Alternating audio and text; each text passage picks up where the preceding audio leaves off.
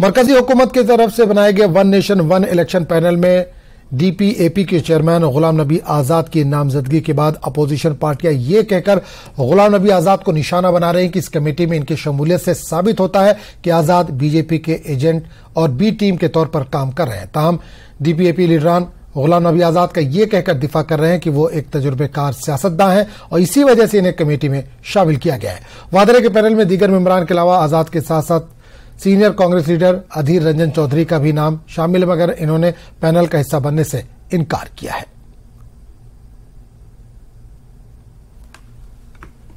मेरे साथ हैं general secretary, senior general secretary और ये फॉर्मर मिनिस्टर हैं आरएस चिब साहब। न्यूज 18 से बात करने के लिए शुक्रिया।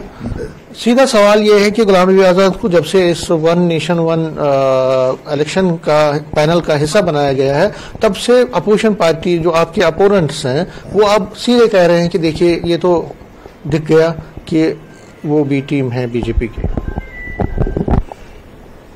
अब देखिए ऐसा है, आपको याद होगा कि आज से 1 साल पहले जब गुलाम नबी आजाद साहब ने जम्मू कश्मीर में अपनी पार्टी का गठन किया, तो उस समय भी खासकर विशेषकर कांग्रेस की नीति ये थी। कांग्रेस के अलावा दूसरी पार्टी में जो रीजनल पार्टीज हैं जम्मू कश्मीर में, तो ये from the day one they have been blaming him, they have been talking about him कि भाई उनके बारे में ये बात करते हैं कि ये बीजेपी की बी टीम है, जो डेमोक्रेटिक प्रोग्रेसिव आजाद पार्टी उसको ये कहते हैं। आज देखिए ये जो वन नेशन वन पोल की जो कमेटी बनाई गई, भारत सरकार ने जो कमेटी बनाई या प्रधानमंत्री जी ने जो कमेटी बनाई, तो उस कमेटी का मकसद है कि वो देखना चाहते हैं कि इसमें कैसे हो सकता है कि हमारी नेशन में एक ही बार जो है वो इलेक्शन करवाए जा सके। और ये होता रहा, 67 तक ऐसे चल रहा था, 1967 तक तो चल ही रहा था कि एक ही बार सारी इलेक्शंस होती थी, उसमें असेंबली इलेक्शन भी आती थी, पार्लियामेंट इलेक्शन भी आती थी। और विशेषकर मैं कहूंगा कि उसमें यहाँ तक सिक्योरिटी का सवाल था, एक्सपेंडिचर का सवाल था, या इलेक्शन कमीशन के खर्चे का सवाल था, तो काफी उसमें खर्चा कम होता था। एक लीडिंग अपोजिशन पार्लियामेंट की थी कांग्रेस, उसका भी उन्होंने सदस्य रखा, श्री अधीर रंजन चौधरी जी को रखा, लेकिन उन्होंने बाद में इनकार कर दिया कि हम इस कमेटी का हिस्सा नहीं बनना चाहते। वजह उसकी ये है, कांग्रेस जो है वो नहीं चाहती कि इस देश में कोई रिफॉर्म हो। बशीर साहब, कल ये जो नॉमिनेशन की गई है मेंबर्स की, उसमें एक सरप्राइजिंग एलिमेंट गुलाम नबी आजाद का, उनको भी उसमें रखा गया है। उस पर आप क्या कहेंगे? क्या आपको लगता है कि जिस तरह से आप पहले से बात कर रहे थे कि वो उनके साथ मिले हुए हैं, इनके तार मिले हुए हैं बीजेपी से, ये बात सिद्ध होती?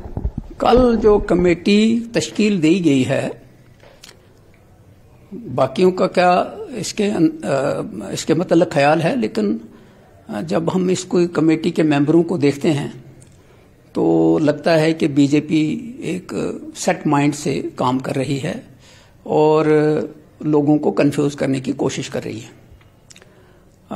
इस तरह के बिल में पहली चीज मैं समझता हूं, डेमोक्रेटिक मुल्कों में अपोजिशन छोटी हो या बड़ी हो, उसको कॉन्फिडेंस में लिया जाता है कि हमने अब ऐसा करना है, आपकी राय क्या है। उसमें प्राइम मिनिस्टर हो या कोई ये जो लोग होते हैं एक्स प्राइम मिनिस्टर्स हों, वो उनको बुलाया जाता है, स्पीकर्स हों कि आप बताइए भाई अब कैसा होना चाहिए। लेकिन चूंकि ये बीजेपी ने जब ये तश्कील दी, ये 2-4 दिनों में जो ये बात हो रही है, और उसमें जो मेंबर आए, मुझे नहीं मालूम कांग्रेस ने क्या किया, कैसे वो सोचते हैं, लेकिन जम्मू कश्मीर से जब आजाद साहब का नाम पड़ा तो मुझे थोड़ा सा हैरानगी हुई। लेकिन हैरानगी नहीं हुई, हैरानगी इसलिए नहीं हुई कि आजाद साहब ने जब कांग्रेस को छोड़ा और जम्मू कश्मीर के अंदर पॉलिटिक्स शुरू किया, तो वो छोटे से छोटा बच्चा भी समझता है कि ये एक मिशन के तौर पे काम कर रहा है। तो वो मिशन का मतलब है कि सेकुलर वोट को तोड़ने की कोशिश कर रहा है। बीजेपी को फायदा? वो बीजेपी, आपको शायद याद होगा कि जब आजाद साहब का यहाँ शुरू हो गया तो गवर्नमेंट ने उसको थोड़ा सा पैटिंग शुरू की, तो सबसे पहला बयान अल्ताफ बुखारी का आया कि ये कहां से आ गया, आपको ना शब्द सुना होगा।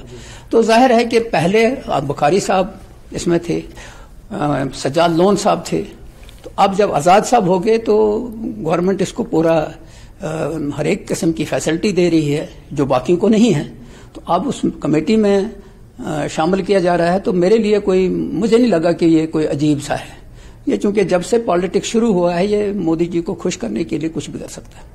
कैमरामैन बंटी के साथ में समीर भट्ट, न्यूज़ 18 जम्मू।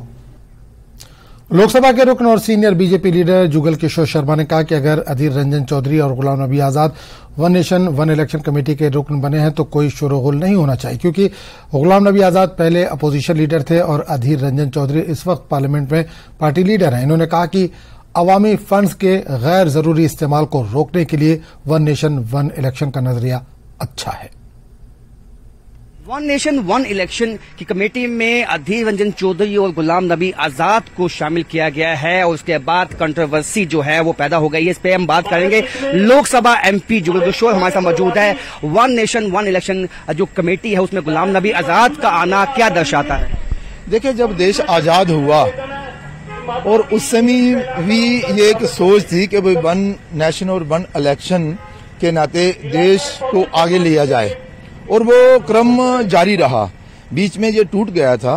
मुझे नहीं मालूम कि वन नेशन वन इलेक्शन का ही आगे आने वाले दिनों में कोई ऐसा प्रपोजल या कोई ऐसी योजना है, लेकिन अगर ऐसा होता है तो हम उसका वेलकम और स्वागत करेंगे। उसके कई कारण है।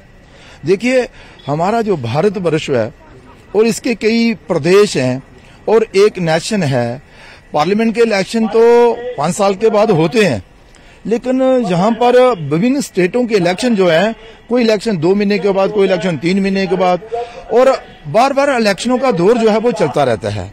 उससे नुकसान ये होता है कि जो कर्मचारी इलेक्शनों में लगते हैं वो अपना जो दायित्व उनका जहां बनता है उसे छोड़कर उन्हें इलेक्शन के कार्यों में लगना पड़ता है।